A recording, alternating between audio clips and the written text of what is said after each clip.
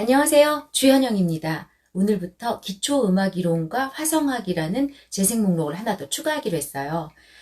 예술중학교, 고등학교, 국악중학교, 고등학교, 그리고 외국인 학교, 유학생들, 대학생들을 가르친 게 제가 벌써 30년이 넘었더라고요. 그래서 그 노하우를 여러분들께 전달해드리기로 했습니다. 물론 제 브이로그나 꼬몽이의 이야기는 매일매일 업데이트 될 거고요. 이 음악이론 쪽은 제가 편집을 해야 되기 때문에 일주일에 한 번씩 올리려고 합니다. 서론이 너무 길면 좀 지루하실까봐 얼른 본론으로 들어가겠습니다. 둘, 셋, 넷, 다섯. 이것을 오선이라고 부릅니다. 그리고 이 사이에 이것들을 칸이라고 부르죠. 오선은 5개의 줄과 4개의 칸으로 되어 있어요. 이 위에는 뭘까요? 위 첫째 칸입니다. 5째 칸은 없어요. 위 첫째 칸입니다. 그리고 아래는 아래 첫째 칸입니다.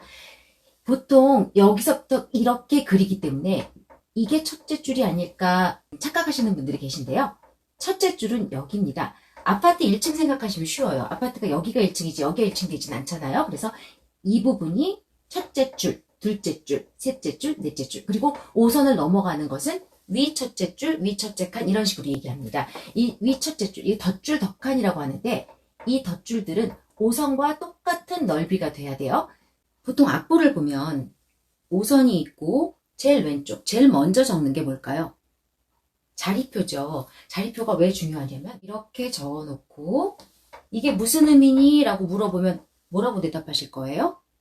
이거 바이올린 하시는 분들은 라 라고 얘기할 거고 첼로 하시는 분들, 뭐 더블 베이스 하시는 분들은 이걸 도라고 부를 거고 비올라 하시는 분들은 이걸 시로 읽을 수도 있어요. 그래서 자리표가 가장 중요합니다. 얘의 정체성을 알려줘야 되거든요. 어떤 자리표냐에 따라서 높은 음 자리표가 있으면 얘는 라가 되는 거고 얘가 낮은 음 자리표에 있다면 얘는 도가 되는 겁니다. 자, 이번에는 자리표에 대해서 공부를 하겠습니다. 음자리표라고 하죠. 높은 음 자리표는 G선, G음을 가르쳐주는 자리입니다.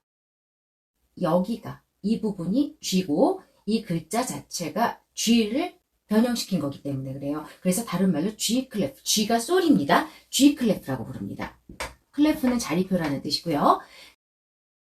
그 다음으로 많이 쓰는 게 이거 보셨죠? 낮은 음자리표. 이 낮은 음자리표는 이 부분이 파, 즉 F를 가르쳐주는 F 클래프입니다. 그래서 계산을 할 때 여기를 솔이라고 보고 G라고 보고 이 아래로 이 밑에는 파가 되는 거고 솔이니까 라가 되는 거고 이렇게 보시면 되고요. 낮은 자리표는 여기가 F기 때문에 파기 때문에 파, 이 위로는 솔, 파, 미 이렇게 보시면 되는 겁니다. 그래서 낮은 음자리표는 여기가 F라는 거, 높은 음자리표는 여기가 G라는 거. 그리고 다른 가운 음자리표에 대해서 또 설명해 드릴게요. 제가 학생들을 가르칠 때 모든 가운도는 줄에 있어 라고 이야기를 하거든요. 높은 음자리표에서는 여기가 솔이기 때문에 솔, 파, 미, 레 여기가 도가 되는 게 맞습니다. 자, 낮은 음자리표는 여기가 파이기 때문에 파, 솔, 라, 시 여기가 도가 되는 것이 맞습니다. 그러면 얘네들이 도가 되는 자리표는 뭐냐? 자, 가온음 자리표라고 하는데요. 이렇게 생긴 자리표 이건 정식 그림은 아닙니다. 이렇게 비슷하게 생겼는데요. 이거를 짝꿍내기 되지 않게 두 칸 두 칸 이렇게 그려주시면 돼요. 시간을 절약하기 위해서 제가 여기다가 다 그렸어요. 얘네들은 뭐 이렇게 많아? 얘는 하나씩밖에 없는데 가온음 자리표는 가온도 이 쏙 들어간 데가 도를 가르쳐 주기 때문에 C 클래프라고 합니다. 근데 각각의 이름이 다 있겠죠? 자, 얘는 소프라노, 얘는 메조 소프라노, 얘는 알토, 얘는 테너, 얘는 바리톤입니다. 도가 낮은데 왜 더 소프라노예요? 도가 낮은데 왜 소프라노표고 왜 도가 높은데 바리톤이에요? 바리톤이 더 낮지 않아요? 라고 물어보는 아이들이 있어요. 가온도가 낮을수록 가온도보다 높은 음을 5선 안에 덧줄을 그리지 않고 그릴 수 있기 때문에 도가 낮을수록 높은 음을 그리는 자리표입니다. 이번에는 음자리표에 따른 음 높이를 비교할 건데요. 높은 음자리표에서 이 가온도, 낮은 음자리표에서도 이 자리가 가온도입니다. 그러면 아까 이야기했던 C클레프 가온 음자리표는 이렇게 생겨서 여기가 쏙 들어간 데가 가온도입니다. 그러면 지금부터 자리표를 비교해서 그 음 높이를 정확하게 한번 찾아볼게요. 자, 높은 음자리표에 있는 미. 이 음은 낮은 음자리표의 어떤 음과 똑같을까요? 높이가. 자, 아까 말씀드렸죠? 여기가 가온도고 얘는 여기가 가온도예요. 가온도를 무조건 중심으로 생각하세요. 가온도보다 위에 있는 미죠. 그럼 가온도보다 위에 있는 도, 레, 미를 찾으시면 됩니다. 이 자리가, 이 미 자리가 같은 자리고요. 여기가 가온도라고 했죠. 이건 아까 말씀드린 테너 클래프인데 테너 자리표는 여기가 도기 때문에 도, 레, 여기가 미가 됩니다. 무조건 가온도를 중심으로 그 위로 아래로 찾으시면 됩니다. 다시 한번 해볼게요. 그러면 여기서 테너표인데 여기에요. 그러면 도, 시, 라잖아요. 그럼 높은 음자리표에서는 도대체 어디냐? 가온은 도가 여기니까 가온도 밑에 도, 시, 라가 같은 자리가 되는 거고 낮은 음자리표에서는 이 도보다 가온도보다 낮잖아요. 가온도보다 낮은 도, 시, 라. 여기가 같은 자리가 되는 겁니다. 무슨 뜻인지 아시겠죠? 자, 그럼 여기서 돌발 퀴즈. 자, 이 자리, 이거는 엘토 자리표입니다. 엘토표에서 가온도가 여기라고 분명히 말씀드렸어요. 가온도 위에 있는 도, 레, 미, 파. 이것은 높은 음자리표에서 또 테너 자리표에서 베이스 클래프, 낮은 음자리표에서 각각 어느 위치인지 한번 적어보시겠어요? 정답은 곧 공개합니다. 이 자리인 거 아시겠어요? 자, 가온도보다 위에 있는 도, 레, 미, 파예요. 그럼 가온도가 여기라고 했죠. 여기보다 위에 있는 도, 레, 미, 파. 그리고 가온도보다 위에 있는 도, 레, 미, 파. 여기는 가온도가 이 위에 있습니다. 여기 위에 있는 가온도보다 위에 있는 도, 레, 미, 파가 됩니다. 답을 맞추셨나요? 아까 제가 말씀드릴 때 높은 음자리표는 솔을 중심으로 이렇게 그려야 된다고 말씀드렸고 낮은 음자리표는 이렇게 파를 중심으로 그려야 된다고 말씀드렸잖아요. 자, 그러면 이 높은 음자리표를 만약에 이렇게 된다면 어떻게 되는 거냐면 여기가 솔이 되는 겁니다. 그래서 높은 음자리표 그릴 때 잘 그리셔야 돼요. 여기가 솔이 되기 때문에 솔, 라, 시, 도. 이 위치가 바뀌어요. 또 낮은 음자리표를 이렇게 그리게 되면 여기가 파가 되는 겁니다. 낮은 음자리표는 여기가 파고 원래 낮은 음자리표 여기가 파가 되는데 이것은 낮은 음자리표가 되는 게 아니에요.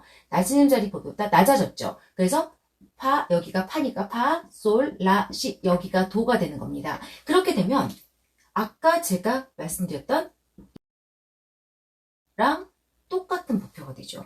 이렇게 낮은 음자리표를 낮게 그리면 이것은 그래서 그리실 때 정확한 위치에 그리셔야 돼요. 높은 음자리표는 이 G, 솔을 중심으로 그리셔야 되고요. 낮은 음자리표는 이렇게 파를 가르쳐 줄 수 있도록 적어 주셔야 됩니다. 우리가 쓰고 있는 이 기보법, 악보가 언제부터 생겼는지 혹시 궁금하지 않으세요? 자세한 거는 제가 나중에 음악사를 다시 다룰 생각인데요. 그때 정확하게 설명해드리고 지금은 보통 일반인들도 음악에 대해서 궁금해 하시는 분들이 들을 수 있기 때문에 제가 간략하게 설명해드리겠습니다. 옛날 원시시대 때부터 이 5선이 있었을 리는 없잖아요. 그쵸? 그러면 과거에는 어떤 기보법이 있었을까요? 고대에는 문자에 의한 기보법이 있었습니다.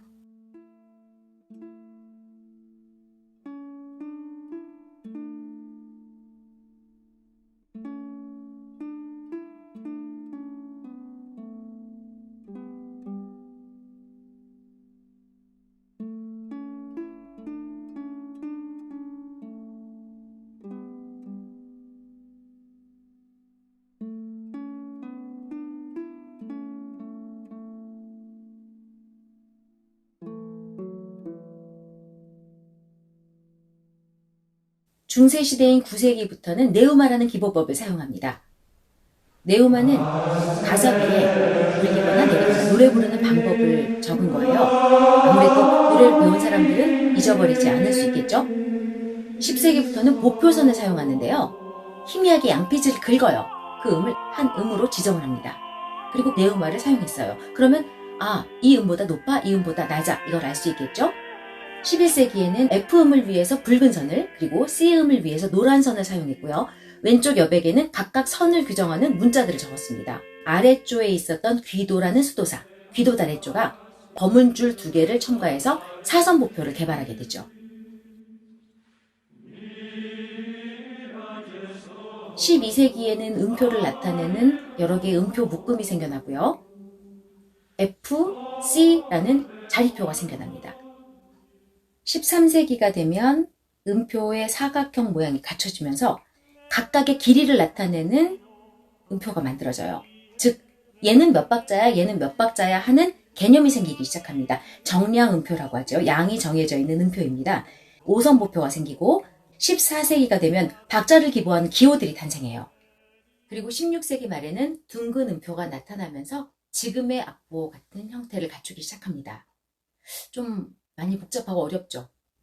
혹시라도 음악사 공부하시는 분이 잠깐이라도 보실까봐 제가 간략하게나마 설명을 했습니다. 높은 음자리표 설명해드렸고요. 가온도가 어딘지 아까 말씀드렸죠? 도, 레, 미, 파. 줄칸 넘어가면 됩니다.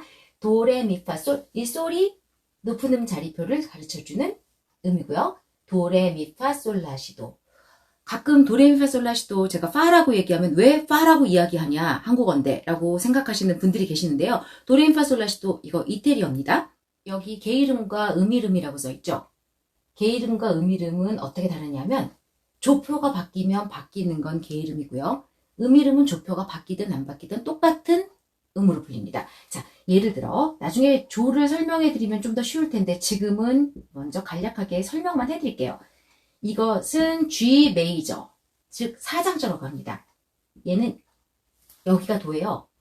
그러면 이 자리가 도가 된다는 건 여기가 도가 아니라 여기가 도가 된다는 거죠. 게이름 바뀌었죠. 하지만 음이름은 똑같이 G, 또 4라고 이야기합니다. 즉, 게이름은 조표가 바뀌면 바뀌고 음이름은 바뀌지 않는 것입니다. 제가 학생들한테 설명할 때 그렇게 설명을 해요.